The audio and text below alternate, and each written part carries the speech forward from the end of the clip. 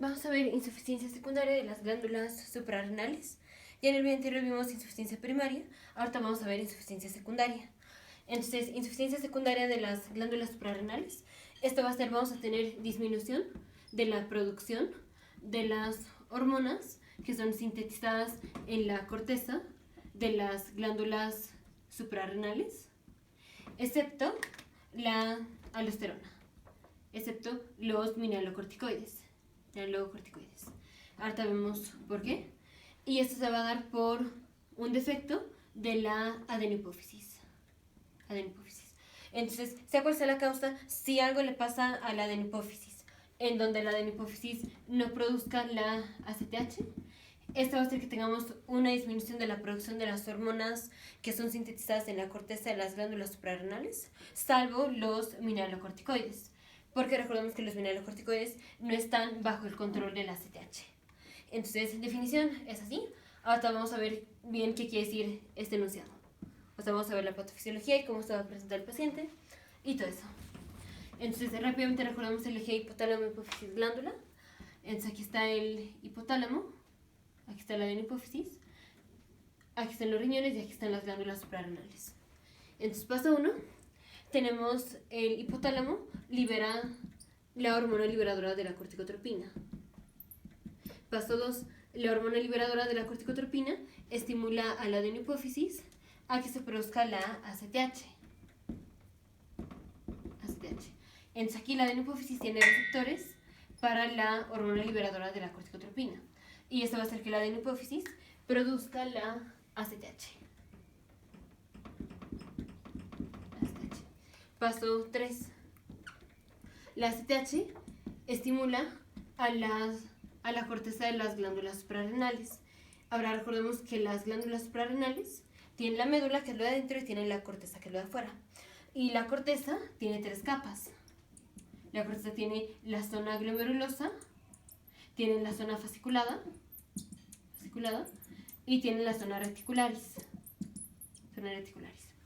La zona fasciculada y zona reticularis son las zonas que son estimuladas por la ACTH. La zona glomerulosa no es estimulada por la ACTH. El hipotálamo hace que se libere la hormona liberadora de la corticotropina.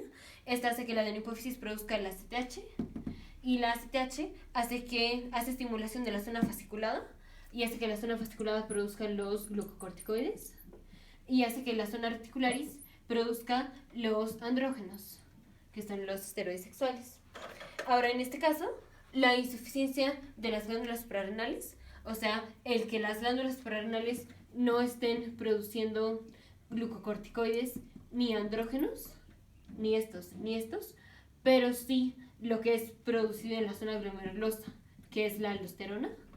Entonces, la aldosterona, que es un mineralocorticoide, esta sí va a ser producida, pero estas dos no, los glucocorticoides y los andrógenos no, porque aquí el paciente va a tener un defecto de la producción de la ACTH. Entonces, aquí vamos a tener un defecto de la adenopófisis. Por alguna razón, la adenopófisis no va a estar pudiendo producir la ACTH.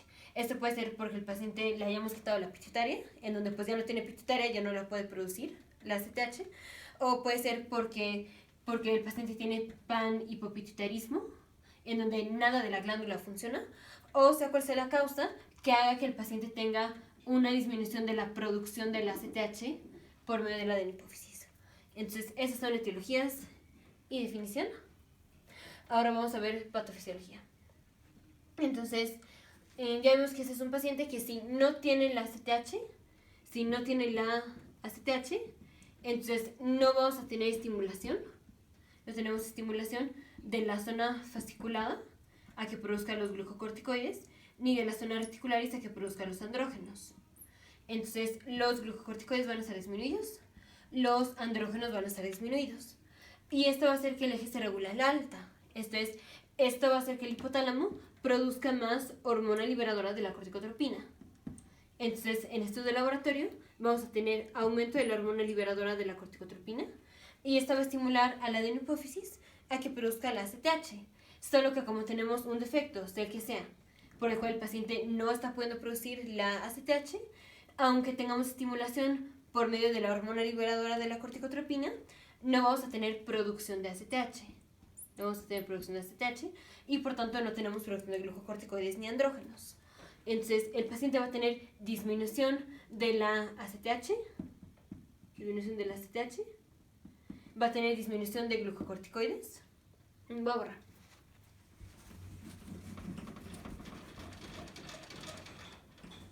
El paciente va a tener aumento de la hormona liberadora de la corticotropina, disminución de la ACTH, disminución de los glucocorticoides como es por ejemplo el cortisol, y disminución de los andrógenos. Ahora ya vimos que la zona glomerulosa, que es la zona que produce los mineralocorticoides, básicamente la aldosterona, esta no está influenciada por la ACTH. Eso quiere decir que independientemente de lo que pase con la ACTH, los niveles de aldosterona van a estar normales, porque esta zona no se ve afectada. Entonces, niveles de aldosterona normales. Y recordemos que la aldosterona promueve la reabsorción de sodio, promueve la excreción de potasio y la excreción de hidrogeniones. Entonces, sí podemos estar reabsorbiendo sodio, porque si tenemos aldosterona en este caso, recordemos la frase de ¿a dónde va el sodio va el agua? Esto es, si sí estamos pudiendo reabsorber el sodio, el paciente sí puede reabsorber agua. Si reabsorbe agua. Y si sí reabsorbe agua, vamos a tener un aumento del volumen sanguíneo. Y entonces el paciente puede mantener la presión. Por un lado. Pero recordemos que el cortisol tiene efecto permisivo en las catecolaminas. Esto es cuando tenemos un vaso sanguíneo, aquí está el vaso sanguíneo.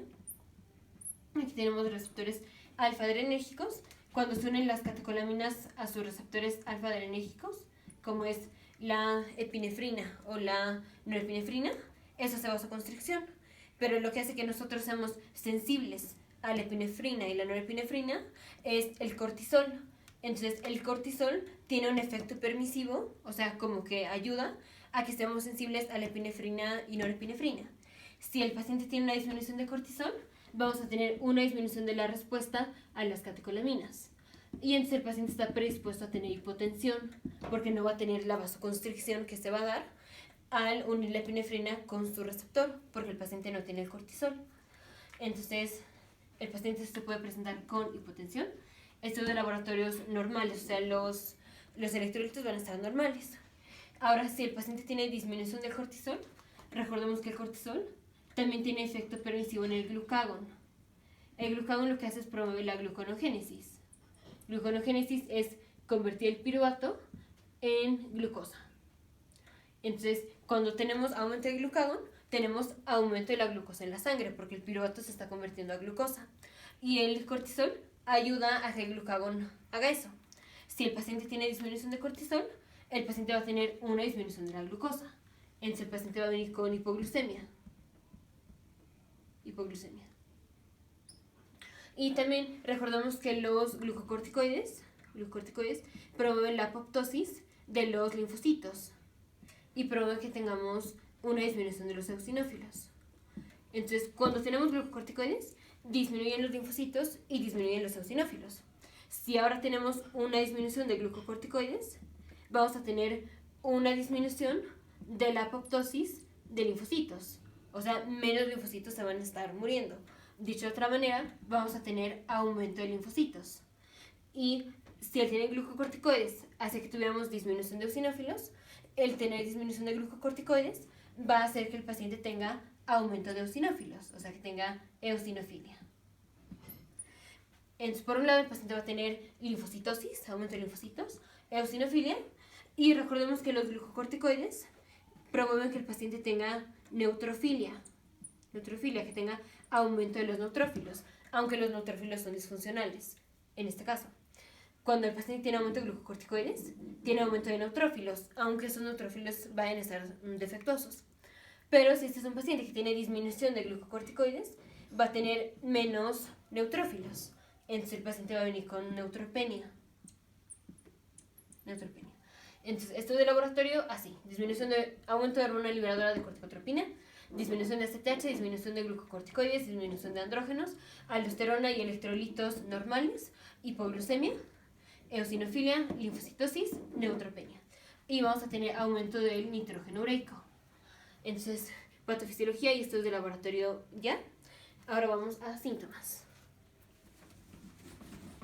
Síntomas son los mismos que tenía el paciente con insuficiencia primaria de las glándulas suprarrenales, solo que el paciente no va a tener los síntomas ni signos que se daban por la deficiencia de aldosterona, porque este es un paciente que sí tiene la aldosterona. Entonces el paciente se va a presentar con fatiga, malestar en general, va a tener irritabilidad, estado mental alterado, náusea, vómito, anorexia, dolor abdominal, o puede tener dolor abdominal.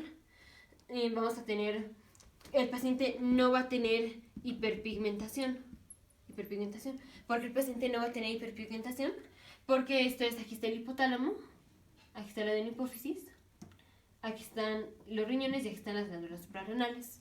Entonces, cuando el hipotálamo libera la hormona liberadora de la corticotropina, hace que se produzca la ACTH. Pero la ACTH viene de una hormona que es la propiomelaanocortina. La propiomelaanocortina se destruye en ACTH y la hormona estimulante de los melanocitos. Si el paciente no está pudiendo producir la ACTH, tampoco va a estar pudiendo producir la hormona estimulante de los melanocitos. Entonces, si el paciente no produce ACTH, no va a producir la hormona estimulante de los melanocitos. Y si no produce hormona estimulante de los melanocitos, es esta hormona la que promueve la hiperpigmentación. Entonces, si este es un paciente que no puede producir la ACTH, sea cual sea la causa que tiene que ver con la pituitaria, el paciente no va a producir la hormona estimulante de los melanocitos. Y entonces el paciente no va a tener hiperpigmentación. Entonces, así es, síntomas del paciente con insuficiencia de las glándulas suprarrenales, insuficiencia secundaria. Ahora, diagnóstico. Entonces, lo primero va a ser diagnóstico clínico. Cuando viene el paciente, ya como vimos, vamos a sospechar que el paciente tiene insuficiencia de las glándulas suprarrenales. Vamos a medir la cantidad de cortisol. El cortisol lo medimos a las 8 de la mañana, que es generalmente a la hora a la que las personas se despiertan. Y cuando las personas se despiertan es cuando más cantidad de cortisol tenemos. Entonces vamos a medir la cantidad de cortisol a las 8 de la mañana. Y si el cortisol es menor a 3 microgramos por decilitro, entonces vamos al siguiente estudio más acertado. El estudio más acertado es hacer la prueba de estimulación con cosintropina. Entonces, el mejor estudio inicial, o sea, lo primero que vamos a hacer es medir el cortisol inicial. Y el estudio más acertado es la prueba de estimulación con cosintropina, que lo hacemos después de que el cortisol disminuye, o digamos, después de que el cortisol está o no sale, que es menor a 3 miligramos por decilitro. Entonces vamos a ver cómo se va a presentar este paciente con la estimulación de cosintropina. Entonces primero ponemos una persona normal. Voy por otro color. Primero ponemos una persona normal. Aquí está el hipotálamo, aquí está la adenohipófisis, aquí están los riñones y aquí están las glándulas suprarrenales. Entonces el hipotálamo produce la hormona liberadora de la corticotropina. Eso hace que la pituitaria produzca la ACTH, y la ACTH estimula a la zona fasciculada a que se produzcan los glucocorticoides y a la zona reticularis a que se produzcan los andrógenos. Esa es una persona normal. Entonces, si a esa persona normal le damos cosintropina es una hormona similar a la ACTH, o sea, básicamente es como un análogo de la ACTH. Entonces, a la persona le damos cosintropina, es como si le estuviéramos dando la ACTH. Si a una persona normal le damos ACTH, vamos a estimular más, vamos a tener más estimulación de la zona fasciculada a que produzca los glucocorticoides y a la zona reticularis a que produzca los andrógenos. Entonces, 30 a 60 minutos después de que le damos 250 miligramos de cosintropina al paciente, después de que le damos 250 miligramos de cosintropina, 30 a 60 minutos después, medimos el cortisol y lo normal es que el cortisol sea más de 20 microgramos por decilitro. Esto será la respuesta normal a la estimulación con cosintropina. Eso es en una persona normal. Ahora, en un paciente que tiene insuficiencia secundaria de las glándulas suprarrenales, ese es un paciente que lo que pasa es no produce la ACTH. La ACTH ya vemos que está disminuida, sea cual sea la causa, que tiene que ver con la pituitaria. Pero las glándulas también se van a ver afectadas. Aquí las glándulas van a estar atrofiadas.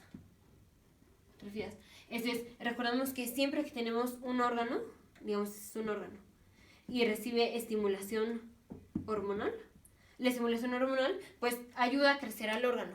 Si el órgano deja de recibir la estimulación hormonal, este órgano se va a atrofiar. Y es esto lo que pasa aquí. Este es un paciente que en principio las glándulas estaban bien, pero tenemos una disminución de la producción de la ACTH, sea cual sea la causa, y por eso las glándulas ya no reciben la ACTH. Entonces las glándulas suprarrenales, que antes estaban bien, antes estaban normales, ya no reciben la ACTH.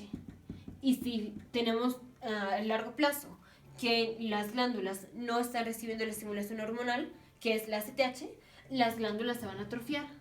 Entonces finalmente vamos a tener atrofia de las glándulas suprarrenales. Y ahora, ya que tenemos atrofia de las glándulas suprarrenales, ya no es tan fácil que las glándulas suprarrenales produzcan lo que producen antes, que eran los glucocorticoides y los andrógenos. Entonces, específicamente de las 3 zonas de la corteza de las glándulas suprarrenales, las 2 que recibían estimulación de la ACTH, que es la fasciculada y reticularis, ahora van a estar atrofiadas. Entonces, ¿qué va a pasar en este paciente que ahora tiene atrofia? De las zonas fasciculada y zona reticularis cuando le damos la cosintropina. Entonces, ahora este es un paciente que tiene atrofia de las glándulas suprarrenales. Tiene atrofia de las glándulas suprarrenales, ahora no de toda la glándula, solo de la zona fasciculada y zona reticularis. Estas zonas van a estar atrofiadas. Y ahora este paciente, ¿qué pasa cuando le damos la cosintropina? Cosintropina es un análogo de la ACTH. Entonces, a este paciente le estamos dando lo que originalmente le faltaba, que era la ACTH. Entonces, le damos la ACTH, paso 1, le damos la ACTH, y la ACTH, bueno, le damos la cosintropina, que es un análogo de la ACTH. Le damos la cosintropina, y la cosintropina estimula a la zona fasciculada y a la zona reticularis. Ahora, la cosintropina haría que la zona fasciculada produjera los glucocorticoides y haría que la zona reticularis produjera los andrógenos. Solo que como este paciente ya tiene atrofia de la zona fasciculada y de la zona reticularis, cuando le damos lo que originalmente le faltaba, que era la ACTH, aunque el paciente ya tiene la estimulación a las zonas por la ACTH que le dimos al paciente, ya no es tan fácil producir los glucocorticoides ni los andrógenos por el hecho de que ya tenemos atrofia de las glándulas. Entonces, aunque en principio las glándulas no estaban mal, estaban bien, el hecho de que no están recibiendo estimulación hormonal de la ACTH hace que esas 2 zonas estén atrofiadas. Y ahora que le damos la cosintropina, que es un análogo de la ACTH, ya los niveles de cortisol y andrógenos no van a aumentar porque ya tenemos atrofia de las glándulas. Entonces, este paciente, después de que le damos la cosintropina, no vamos a tener que el cortisol aumente a más de 20 microgramos por decilitro, que sería la respuesta normal en un paciente normal. Entonces, aquí el diagnóstico es que 30 a 60 minutos después de que le damos 250 miligramos de cosintropina, no vamos a tener que el cortisol haya aumentado a más de 20 microgramos por decilitro. Y en este caso, ¿por qué no aumentó a más de 20? Porque las glándulas ya están atrofiadas, porque por mucho tiempo no estuvieron recibiendo estimulación hormonal de la ACTH. Entonces, ese es diagnóstico. Y tratamiento. Tratamiento es al paciente le vamos a reponer lo que le falta. Solo que al paciente ya no le sirve que le demos la cosintropina. Porque aunque la cosintropina es un análogo de la ACTH y originalmente lo que no tenía el ACTH, ya si tenemos atrofia de las glándulas, ya no sirve que le demos la ACTH. Y le vamos a dar entonces qué es lo que finalmente le falta. Finalmente, la zona fasciculada ya no puede producir los glucocorticoides y la zona reticularis ya no puede producir los andrógenos. Entonces, ¿qué le vamos a dar? Los andrógenos no son vitales. Entonces, los andrógenos no los vamos a reponer. Los andrógenos no se reponen. Solo reponemos los glucocorticoides. Entonces, nada más reponemos los glucocorticoides. Aquí no reponemos mineralocorticoides, porque este es un paciente que solo tiene, originalmente tiene deficiencia de la ACTH y eso nada más afecta a la zona glomerulosa y la disminución de la ACTH solo afecta a la zona reticularis y a la zona fasciculada, no a la zona glomerulosa. Entonces, este paciente sí produce de forma normal a la aldosterona. Entonces, a este paciente que tiene insuficiencia secundaria de las glándulas suprarrenales, solamente le vamos a reponer los glucocorticoides. Los andrógenos no los reponemos porque no son vitales y no hay necesidad de reponer mineralocorticoides, porque este paciente sí produce los mineralocorticoides, que básicamente es la aldosterona. Entonces, insuficiencia secundaria de las glándulas suprarrenales va a ser una disminución de la producción de glucocorticoides por medio de la zona fasciculada y de los andrógenos por medio de la zona reticularis por una disminución de la ACTH. Y la causa va a ser, sea lo que sea que le haya pasado a la adenohipófisis, a la pituitaria anterior, por la cual el paciente no está produciendo la ACTH. Entonces el paciente va a venir con hipoglucemia, puede venir con hipotensión, va a tener fatiga, debilidad muscular, dolor abdominal, náusea, vómito, estado mental alterado. No vamos a tener hiperpigmentación, porque aquí el paciente, aparte de que no produce la ACTH, no produce la hormona estimulante de los melanocitos, entonces no hay hiperpigmentación. Y sí tiene niveles normales de aldosterona, la zona glomerulosa no está afectada. Entonces aldosterona normal, entonces electrolitos, sodio, potasio, hidrogeniones normales. La prueba de estimulación con cosintropina va a ser anormal por el hecho de que ya finalmente vamos a tener atrofia de las glándulas suprarrenales. Entonces vamos a tener una disminución de cortisol después, o vamos a seguir teniendo cortisol bajo después de haber dado la cosintropina.